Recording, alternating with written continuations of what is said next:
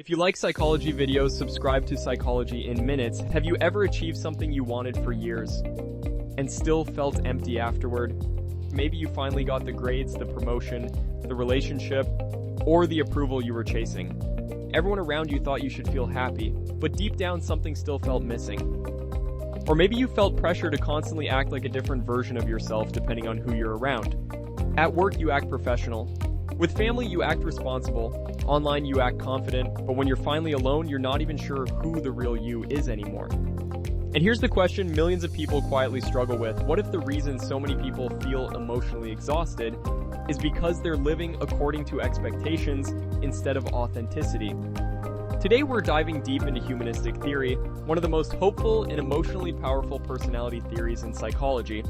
We'll explore how this theory was created, why it changed psychology forever, what self-actualization really means, how personality develops, why so many people feel disconnected from themselves, how humanistic personalities behave in relationships, friendships, and work.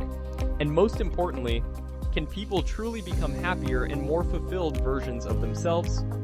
To understand humanistic theory, we first need to understand the time period it came from.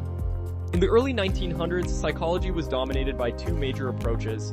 Behaviorism believed humans were basically controlled by rewards, punishments, and conditioning. Psychoanalysis focused heavily on unconscious conflict, trauma, and hidden desires. But many psychologists felt both theories focused too much on what was wrong with people.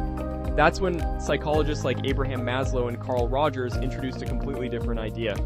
What if humans are naturally driven toward growth, meaning, creativity, love, and purpose? What if people are not broken machines needing repair, but individuals trying to become their fullest selves? This became the foundation of humanistic psychology. At its core, humanistic theory believes human beings naturally want to grow psychologically and emotionally. This drive toward becoming your best self is called self-actualization. Maslow described self-actualization as reaching your fullest potential emotionally, creatively, intellectually, and personally. But he believed people can only focus on growth after more basic needs are met. This became Maslow's famous hierarchy of needs. At the bottom are physiological needs: food, water, sleep, survival. Then safety needs: security, stability, protection. Then love and belonging, friendships, family, emotional connection. Then esteem, confidence, achievement, respect, and finally self-actualization. This explains why people under constant stress or emotional instability often struggle with motivation or fulfillment. Example: imagine someone working a job they hate just to survive financially. Their brain is focused on safety and survival. Meanwhile, someone emotionally secure may have the mental space to explore creativity, purpose, or passion projects. Maslow believed emotionally healthy people often share certain qualities. They tend to be authentic, creative, emotionally aware, compassionate, and less obsessed with external approval. But here's the important part. Self-actualized people are not perfect. They still experience fear, sadness, mistakes, and insecurity. They simply become more honest with themselves. Now let's move to Carl Rogers. Rogers believed personality develops through self-concept. Your self-concept is the mental image you have of yourself. But problems happen when there's a gap between who you really are and who you think you're supposed to be. Rogers called this incongruence. Example: someone may naturally be artistic and emotionally sensitive, but if they grow up being told art isn't practical, stop being emotional, success means money, they may slowly disconnect from their authentic personality just to gain approval. Over time, this creates emotional conflict, anxiety, emptiness, and low self-worth. Rogers believed one major reason people struggle psychologically is because they receive conditional positive regard, meaning love and approval only when they behave a certain way. For example, a child may only receive praise when getting high grades, so they unconsciously learn, my worth depends on performance.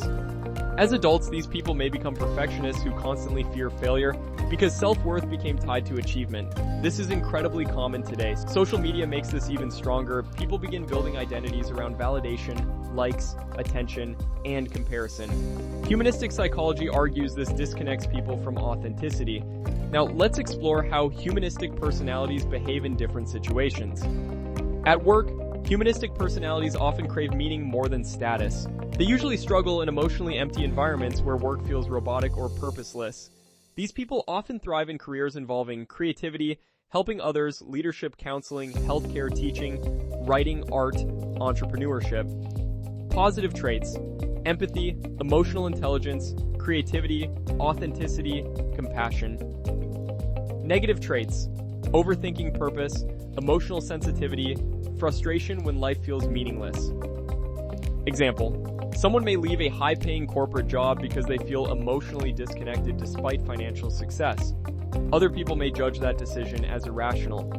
But for humanistic personalities, emotional fulfillment matters deeply. In relationships, humanistic personalities crave emotional honesty and deep connection. They often want relationships where both people can fully be themselves without fear of judgment. Positive: emotionally supportive, understanding, loyal, compassionate. Negative: can become overly idealistic and disappointed when relationships feel emotionally shallow. Example: someone may stay in unhealthy relationships believing love can heal everything, or they may constantly try to emotionally save others while neglecting themselves. In friendships, they often become the emotionally supportive friend everyone opens up to.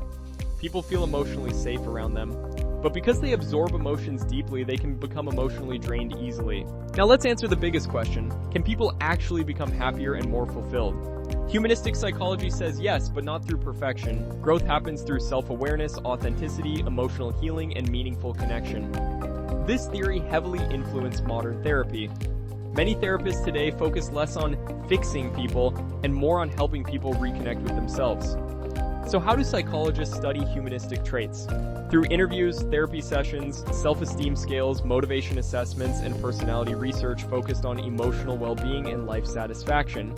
Of course, humanistic theory also has criticisms. Some psychologists argue it's difficult to measure scientifically and may sound overly optimistic. But its influence changed psychology forever, because it reminded people that humans are more than symptoms, trauma, or behavior patterns. People also have potential, and sometimes healing begins the moment someone stops asking, "How do I become someone else?" and starts asking, "How do I become more fully myself?" Subscribe to Psychology in Minutes for more.